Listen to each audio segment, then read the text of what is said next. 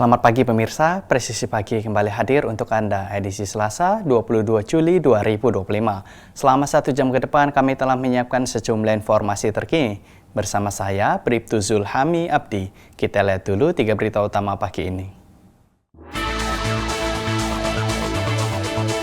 Sebanyak 2.000 peserta mengikuti Samarinda Bayangkara Run 2025 yang digelar Polresta Samarinda dalam rangka Hari Bayangkara ke-79.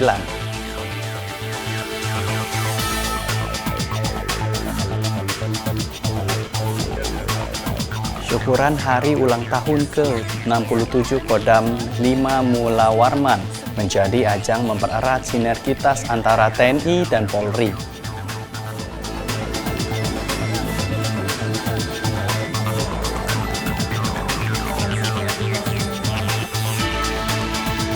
Polda Kepulauan Riau menggelar Bakti Bayangkara Rempang Expedition di Tanjung Banon, Pulau Rempang, Batam.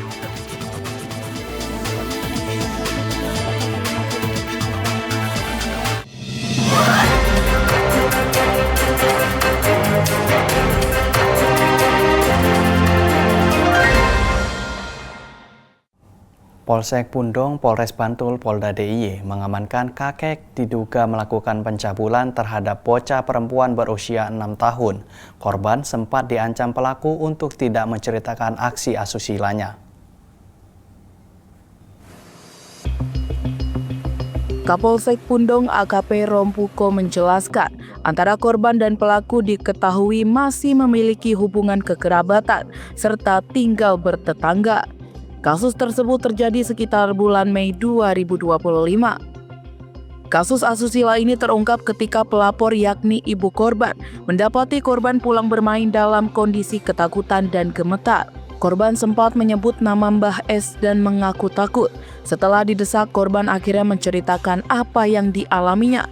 Di hadapan petugas, pelaku mengakui bahwa pelaku telah melakukan aksi bejatnya sebanyak 5 kali. Untuk mempertanggungjawabkan perbuatannya, pelaku dijerat dengan pasal 82 Undang-Undang RI Nomor 17 2016 tentang perlindungan anak dengan ancaman hukuman maksimal 15 tahun penjara. Dari Humas Polres Bantul, Polda DIY melaporkan untuk Polri TV.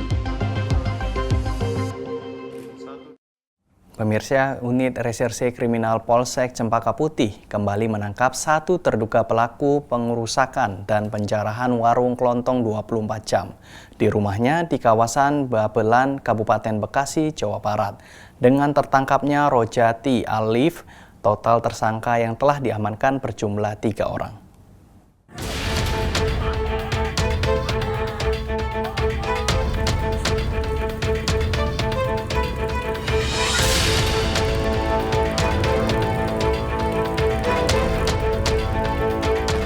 Rojati Alif terduga pelaku pengerusakan dan penjarahan warung kelontong tak mampu berkutik saat diamankan petugas Reskrim Polsek Cempaka Putih di kediaman orang tuanya di Desa Buni Bakti, Kecamatan Babelan, Kabupaten Bekasi, Jawa Barat.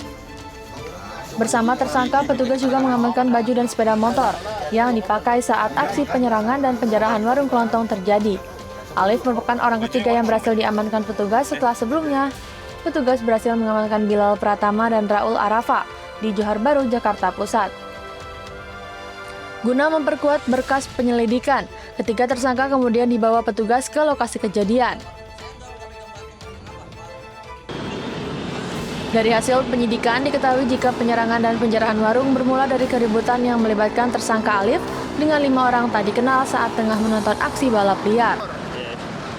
Tak terima dengan pemukulan tersebut, tersangka Alif kemudian melakukan perlawanan hingga mendapat dukungan dari pemuda lainnya. Ironisnya, saat salah satu pelaku pemukulan kabur dan bersembunyi di dalam warung, para pemuda sontak melakukan penyerangan dengan melempari warung menggunakan batu. Sementara peran tersangka Bilal dan Raul ikut melakukan penyerangan dan penjarahan. Polisi memastikan aksi pengerusakan warung yang berujung penjarahan dipicu terjadinya kesalahpahaman. Baik, dapat kami jelaskan dari hasil penyelidikan. Jadi menurut kami menilainya ini adalah kelompok anak muda ya. Kelompok anak muda yang memang pada malam hari dia bergerombol.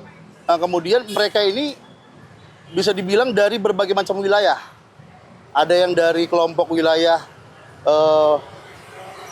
Jakarta Timur, Bekasi, Depok, Tangerang, Jakarta Pusat, dan wilayah-wilayah lainnya gitu. Kalau pemicunya sendiri awalnya memang terjadi kesalahpahaman pada saat kelompok pemuda ini nongkrong-nongkrong di pinggir jalan. Nah kemudian mereka dilempar botol, ya, dilempar botol oleh kelompok lain sehingga terpancing akhirnya.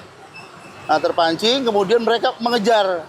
Nah kebetulan lawan itu lari ke arah warung milik korban, sehingga akhirnya karena masing-masing beberapa kelompok ini mungkin merasa berempati, ya semua ikut mengejar dan akhirnya memukuli lah. Hanya permasalahannya adalah setelah mengejar lawannya ada warung yang dirusak dan dijarah oleh mereka. Akibat perbuatannya, ketiga tersangka dijerat pasal 363 KUHP junto pasal 170 KUHP dengan ancaman hukuman 5 tahun penjara. Polisi hingga kini masih memburu para pelaku lainnya yang tertangkap kamera warga ikut melakukan pengerusakan dan penjarahan. Dari Humas Polres Metro Jakarta Pusat melaporkan untuk Polri TV. Kepolisian Resort Kota Polresta Manado bersama Polsek Kawasan Pelabuhan dan Satuan Polisi Perairan atau Satpol Air menunjukkan langkah sigap dan respon cepat dalam menangani musibah kebakaran kapal penumpang KM Barcelona 5 yang terjadi di perairan Manado hari Minggu kemarin. Begitu menerima informasi dari masyarakat, personel gabungan langsung bergerak menuju lokasi kejadian guna melakukan evakuasi terhadap penumpang dan awak kapal yang terdampak. Langkah ini merupakan bentuk nyata kehadiran Polri dalam memberikan perlindungan serta rasa aman kepada masyarakat. Kapolresta Manado Kombes Pol Irham Halid melalui Kasih Humas Ibtu Agus Haryono mengatakan bahwa keselamatan jiwa merupakan prioritas utama. Evakuasi dilakukan dengan penuh kehati-hatian dan sinergi antar instansi, mengutamakan keselamatan penumpang, serta mengamankan area sekitar pelabuhan. Polresta Manado juga menyiagakan ambulans, peralatan SAR, serta dukungan personel untuk membantu proses penyelamatan. Selain mengevakuasi korban, petugas turut mengamankan lokasi kejadian guna mendukung proses penyelidikan penyebab kebakaran. Polresta Manado mengimbau kepada seluruh masyarakat khususnya operator transportasi laut agar senantiasa memeriksa kesiapan teknis kapal sebelum berlayar dan menjadikan keselamatan penumpang sebagai prioritas utama. Sebelumnya dilaporkan kapal motor Barcelona dilaporkan terbakar di perairan Gangga pada Minggu 27 Juli 2025. Berdasarkan data sementara yang diterima Kantor Pencarian dan Pertolongan Manado, terdapat 280 penumpang di dalam kapal, 4 orang dilaporkan meninggal dunia.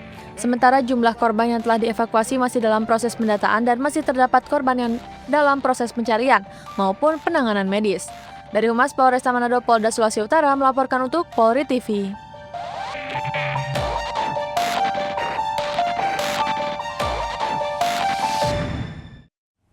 Pemirsa, tetaplah bersama kami, Presisi Pagi akan segera kembali.